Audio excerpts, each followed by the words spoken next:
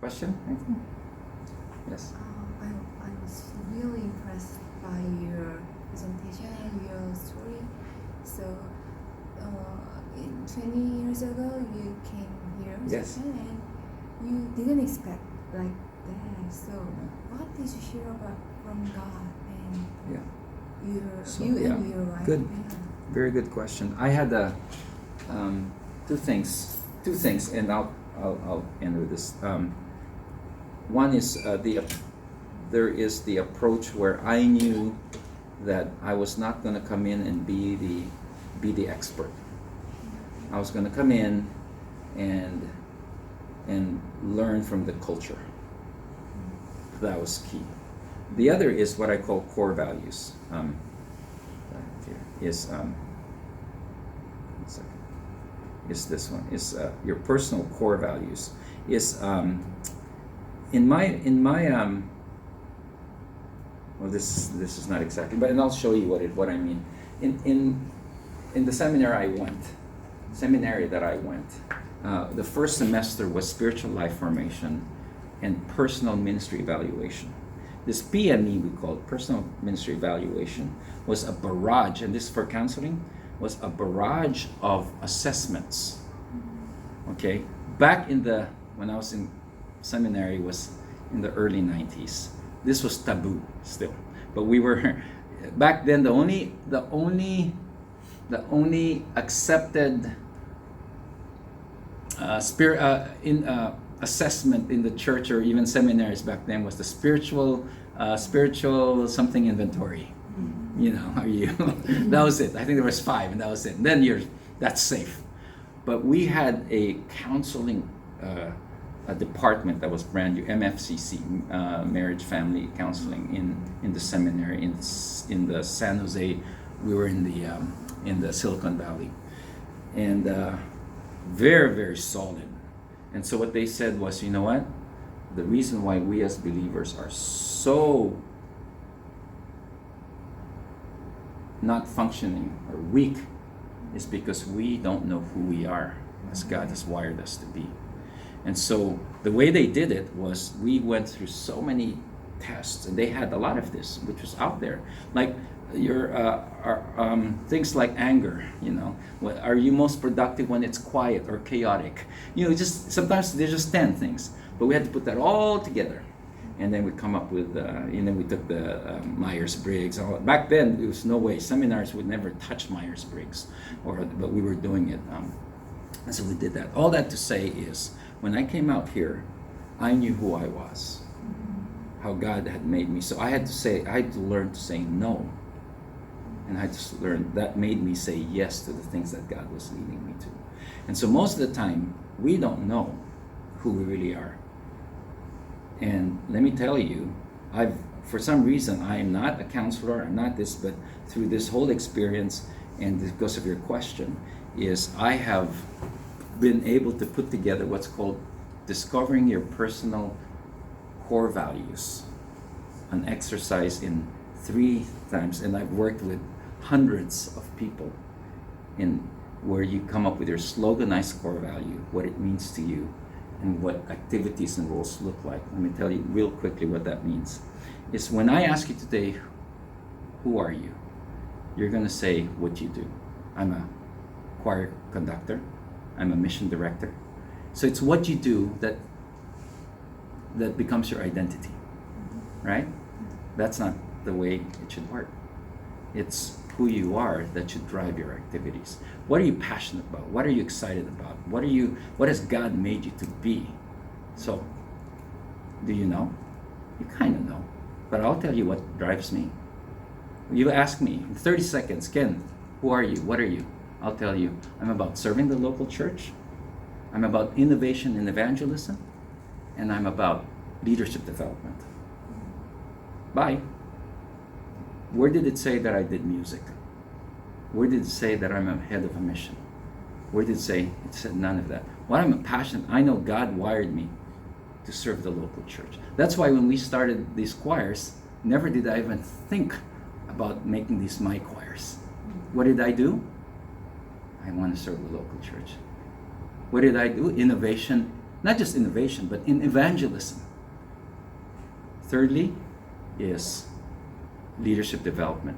I can't go to 70 choirs. I can't do this. I'm really with pastors and with directors. That's what I'm passionate. So to answer your question, the 20 years is I've continued to hone. Everything that I do has to have those three things in place. And guess what this is? This is all. Remember I kept telling you our meta venture? It's really about the local church. Coming from the church and ending in the church. Although it doesn't even say that in the corporation. Right? Yeah. Serving the local church. Innovation in evangelism. Okay, there it is.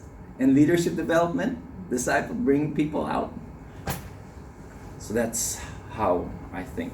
So all that to say, I think if you know who you are.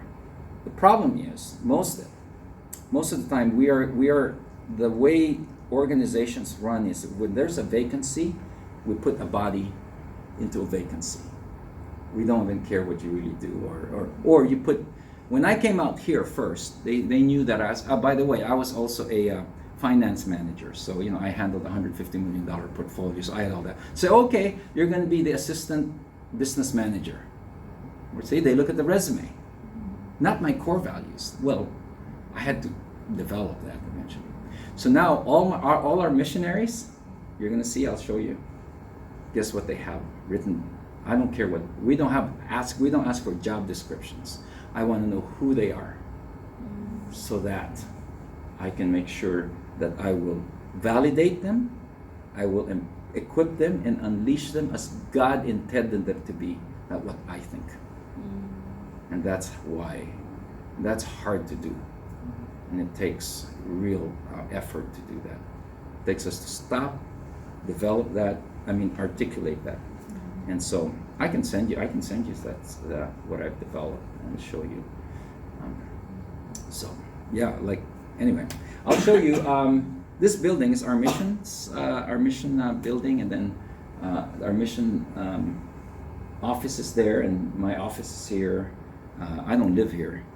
Most of the people that live here are teachers or staff of the school over there. But I'm going to show you, and then we can go to dinner. I'll show you our mission board. We were a dying and graying mission as well. We only had about 20 missionaries left, and then my wife dies, and then and then another missionary wife dies within 2 years. And we had some who had went back. It was like we were down to 15.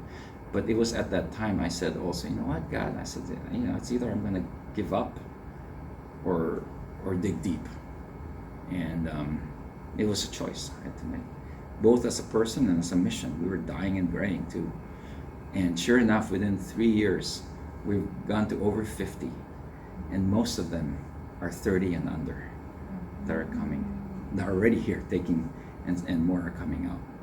And it's just unbelievable what God is doing.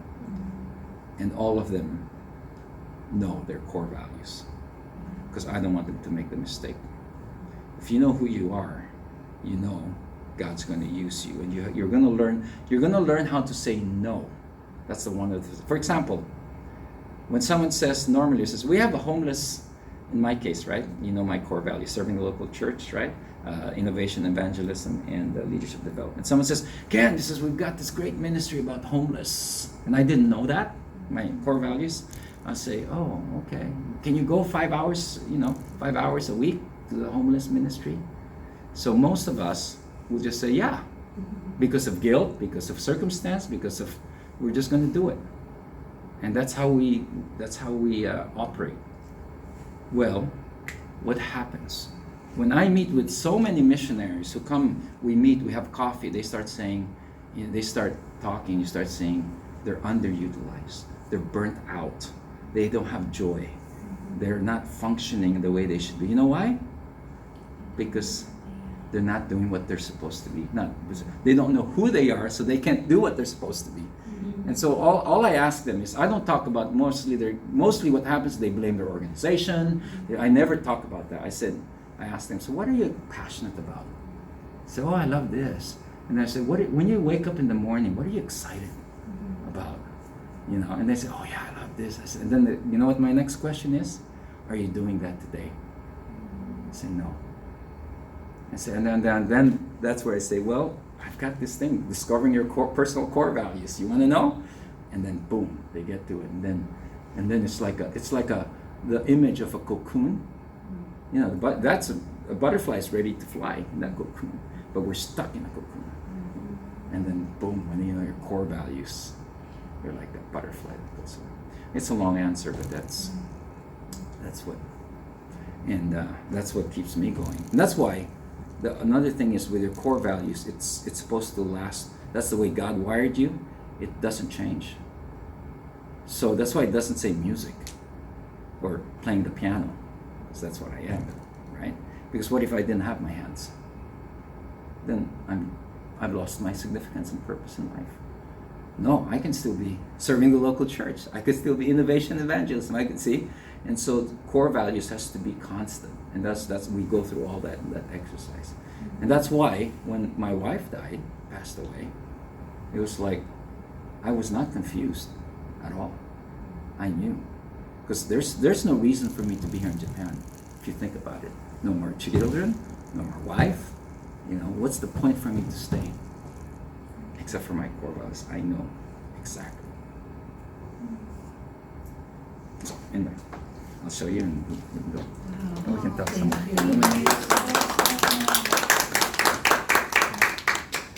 Well, I'm excited for you all. You're going to be I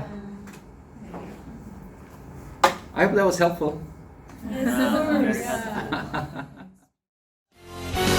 be the ones who mourn, they shall find their peace. Blessed be the ones who thirst, blessed be the meek. Blessed be the meek, blessed be the innocent, but they shall all be free. all be free. Blessed be the miracle, It's made for you and me.